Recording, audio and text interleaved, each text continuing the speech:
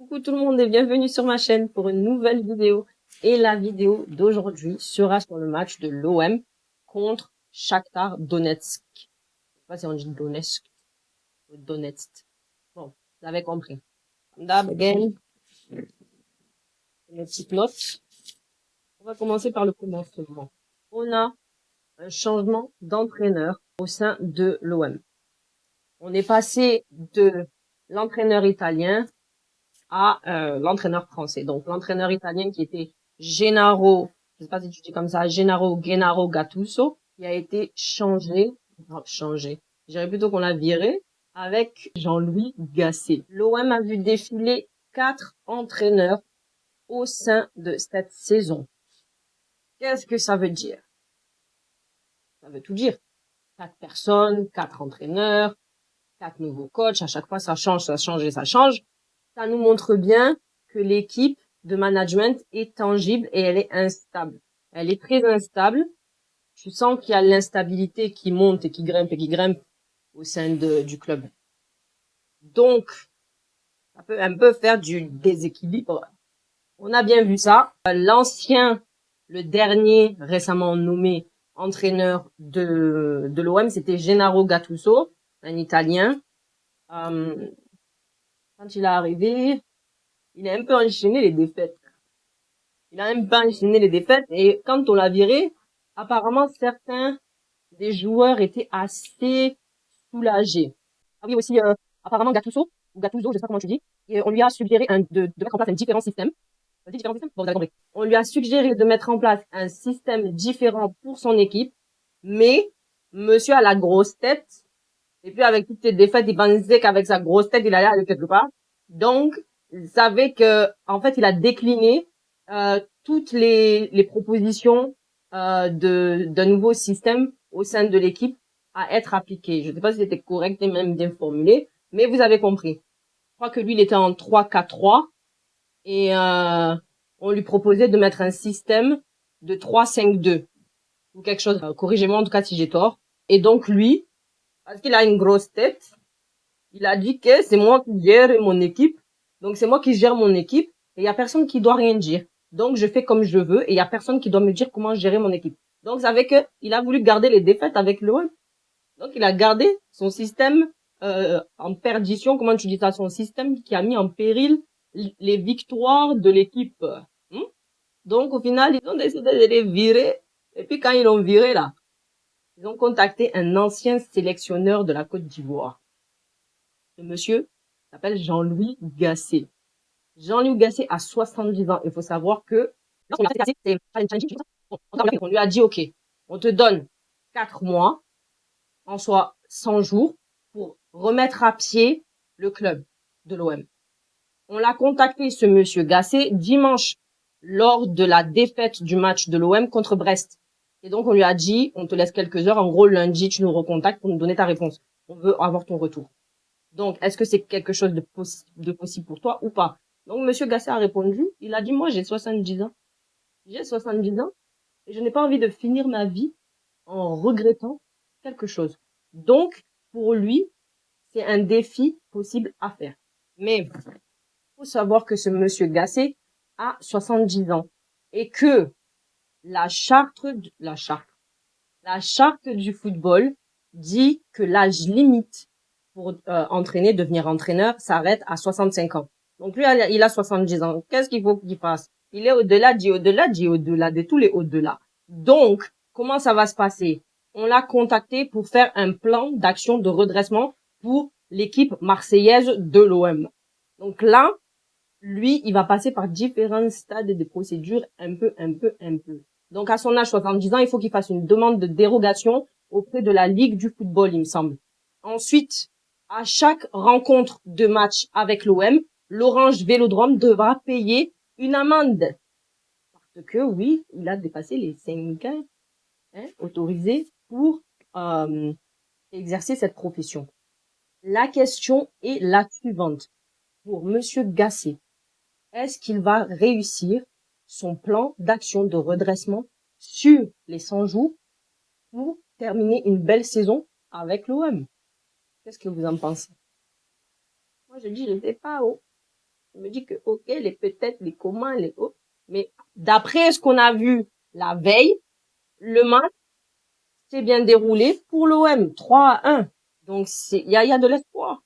Il y a de l'espoir. Et puis, ce monsieur Gasset-là, il a une toute différente approche avec ses joueurs, contrairement à l'ancien entraîneur qui était là. Et donc, lui, il est plus dans la communication. Il a remarqué que les joueurs étaient conscients de beaucoup de choses, mais ils n'avaient pas forcément confiance en eux et ils perdaient tous leurs moyens face à l'adversaire. Tu vois, c'est quand il y a un moment donné, ben, il bloque, quoi. Donc lui, il est plus dans la communication, les anecdotes. Il met sa blouse blanche un peu de psychologue pour aider, en fait, mentalement ses joueurs. Apparemment, ça marche, hein. Apparemment, ça marche. Qui veut dire quoi? Passons à la revue, donc, pour le match. La review. La constitution des deux équipes. Donc, on a l'OM qui est en maillot blanc et Shakhtar Donetsk qui est en maillot kaki. La composition pour l'OM, donc le goal Lopez. Ensuite, on a Gigot, Klaus, Harry, Aubameyang, Mété, Merlin, Mombagna, Kongbia, Unai. Et pour la composition de Shakhtar Donetsk, on a le goal qui s'appelle Riznik. Je connais absolument même pas les joueurs de ce côté-là. C'est pas comme si je connaissais aussi les joueurs de l'OM, mais il y en a certains qui ressortent contrairement à l'autre où il y en a aucun. Donc composition de Shakhtar Donetsk, ça le goal Riznik, Konoplia, Matvienko, Bodarenko, Sudakov, Subkov, il y a que des cov, hein. Azarov, Stepanenko, Eginaldo, lui c'est le Brésilien, et Sikan. Cette première partie du match, on a eu une première tentative du Brésilien, mais qui a été bloquée d'un mouvement du corps par, je sais pas c'est qui, Hugo, j'ai entendu Hugo, mais je suis pas sûre, en tout cas par un joueur de l'OM. On a eu un corner pour l'OM, un corner pour les Ukrainiens, une deuxième tentative de Sikan, mais qui a été arrêtée parce que j'ai mis bel arrêt de Lopez, une tête ratée du premier Tokarien, ça c'est à l'OM. Ensuite, on a eu un premier but du numéro 10 par penalty, donc Sudakov, à la 12e de minute chez les Ukrainiens. Un premier but à l'OM à la 23e de minute par Aubameyang. On a eu une troisième tentative du côté de Shakhtar qui a été arrêtée par le goal. Klaus à l'OM, il a bien récupéré le ballon là à un moment donné. Mais au niveau de sa tentative, ça a échoué, hein. Échoué totalement. Essayé et le blocage de l'équipe adverse a été on point, au point. Quatrième tentative, oui. Mais les Ukrainiens, ils ont joué de façon, hein. On a une quatrième tentative de Sikan qui a été ratée. Et puis, lui aussi, il n'a pas centré, il n'a pas cadré, quoi, son tir. Donc, voilà pourquoi il a raté ça. On a, Merlin tentative bloquée du côté de l'OM. Une tête ratée. Un deuxième corner. Et une deuxième tête ratée près des cages, au niveau de l'OM. Donc, faut me dire un peu l'OM. Avec autant d'occasions comme ça, autant d'opportunités, pourquoi rater autant? C'est la première demi-temps quand même, hein. Pourquoi rater autant? Le jeu, par contre, le jeu, il était assez rythmé. C'était pas endormant. C'était très rapide et riche en occasions des deux côtés. Je pense qu'il y a eu plus d'occasions au niveau de l'OM, mais pour moi, c'était assez à double tranchant. Il y a eu pas mal d'occasions aussi du côté de Shakhtar, mais j'ai trouvé que c'était un chouïa un peu plus du côté de l'OM. Et l'OM, là, hier, ils avaient la niaque, hein, les gars. Ils avaient la niaque. Ils se sont dit, oh, on ne va rien laisser aujourd'hui. On a envie de manger, on a envie de grailler. Hein? Tu grailles. Là, quand tu manges, tu manges. Et moi, on va bien manger. Ils étaient aussi très agressifs, je trouve, l'OM. Contrairement à Shakhtar. Le jeu, il était fluide. Les déplacements et les mouvements sur le terrain des deux équipes, ils étaient magnifiques. Ah, moi, j'ai aimé, en tout cas. Je l'ai relevé parce que ça m'a marqué quand même. Les déplacements et les mouvements, le match, il était rythmé. Les déplacements et les mouvements, parfaits. La défense, ok. Donc, qu'est-ce que tu veux rajouter? Et l'attaque, par contre, l'attaque ça va aussi. Mais par contre, l'OM, ils étaient vraiment très dans le contact force. Il y a eu quelques fautes aussi que j'ai relevées là pendant la première demi-temps. Je crois que c'était 4, 5 ou 6, quelque chose comme ça. Donc j'ai mis beau jeu de Shakhtar, un léger relâchement des Ukrainiens à un moment donné sur le terrain, défense recentrée après le relâchement de Shakhtar et l'attaque plus ouvertement gérée par l'OM et en recherche d'occasions constantes. On a bien vu, mais on a vu la même chose, oui ou non? Voilà. Quelques fautes durant ce match. On passe à la deuxième demi-temps. Tentative de but raté pour Shakhtar. Des tirs de loin. Et là, à la deuxième demi-temps, il y a eu pas mal de... J'ai trouvé quelques espaces au niveau des équipes, mais ça s'est recentré à un moment donné, donc c'était pas si poignant que ça. Pas mal de tirs de loin du côté de l'OM. Tirs de loin ratés. Hein. Je sais pas pourquoi ils ont essayé, mais ils ont essayé. On a eu un deuxième but de Sarr, donc Ismaïla Sarr, qui est sorti du banc. Il est sorti du banc et à la 74e de minute, il est venu marquer pour vous-même.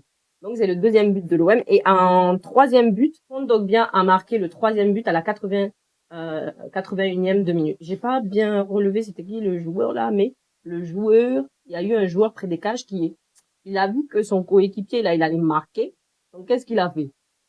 Il a dit, j'évite. Tu vois ou pas? Il était devant les cages, il a fait, ouh!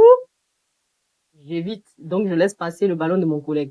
Bon, ça s'est bien déroulé en tout cas, le troisième but, donc il y a eu 3-1 pour l'OM. En conclusion, pour la première manche du match, il y a eu quelques fautes relevées plus par l'OM que Shakhtar.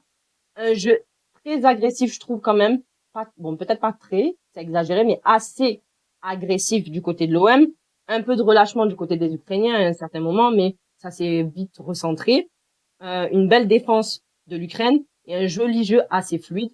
Dans l'ensemble, le jeu était assez fluide pour tous les deux. Il était rythmé. Il n'était pas endormant. Donc, tu avais tic-tac, tic-tac, tic-tac, tic-tac, tic. Question, réponse, question, réponse, réponse, réponse, réponse, réponse. Donc, c'était impec. Les déplacements et les mouvements étaient rapides. Ça, j'ai liké. Il y a eu beaucoup d'occasions des deux équipes. Et je pense un peu plus au niveau de l'OM. Mais de toutes les façons, c'est assez... Shakhtar est assez proche de ce nombre d'occasions-là. Donc, c'était pas assez marquant, mais en tout cas, il y a eu pas mal d'occasions. Pas trop relevé beaucoup de pertes de balles. En tout cas, les Marseillais, là, beaucoup d'occasions et beaucoup d'occasions ratées. Beaucoup de possessions de balles. J'ai pas vraiment remarqué beaucoup de pertes de balles, mais en tout cas, il y a eu pas mal de possessions de balles des deux côtés. Et la niaque, on va parler de ça ou pas? La niaque des joueurs marseillais. Hier, là, quand je vous ai dit, ils avaient envie de gras, ils avaient faim. Ils ont dit, c'est pour moi manger, on va manger. On a bien ressenti tout ça sur le terrain. La niaque de l'OM, la niaque des joueurs marseillais. Et le match en soi, il était dynamique. Voilà, donc c'est ce qui a donné une fin de match avec 3-1 pour l'OM. Qu'est-ce que vous voulez rajouter? Il n'y a rien à rajouter. On va simplement ramener les Marseillais là. Ramenez-nous le soleil. C'est comme ça qu'on dit. On va vous ramener le soleil. Ramenez-nous le soleil. C'est la fin de cette vidéo. N'hésitez pas à liker, partager, vous abonner et me laisser des commentaires si vous avez des suggestions. Allez, bye bye.